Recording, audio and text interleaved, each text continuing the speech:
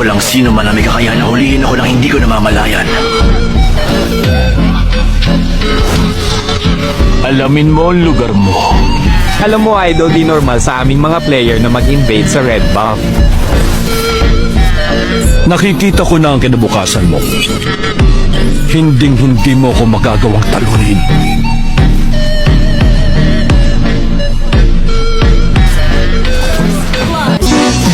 Alam mo kung bakit nalalaman ko kung saan ka umiikot dahil may bakas kang naiiwan.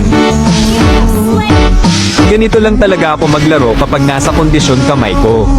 Yung mapapasabi ka na lang talaga ng pahingi naman ng buff. Hindi pa ipinanganganak ang tatalo sa akin.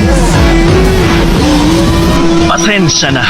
Pasensya na, Idol, kasi kung ako yung natatalo matic content nyo ko, gaya ng iba dyan scream usapan, pero makikita ko na lang nakapost na sa TikTok nila, di ko nilahat, pero meron akong kilala, IGN niya Lawrence, tropa pa naman tingin ko sa kanya.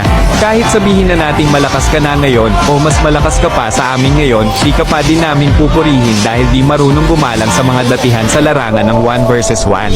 Anong purpose sa ganyan? Para may mai-content lang or may maipagmayabang sa mga kaibigan na natalo mo ang mga datihan.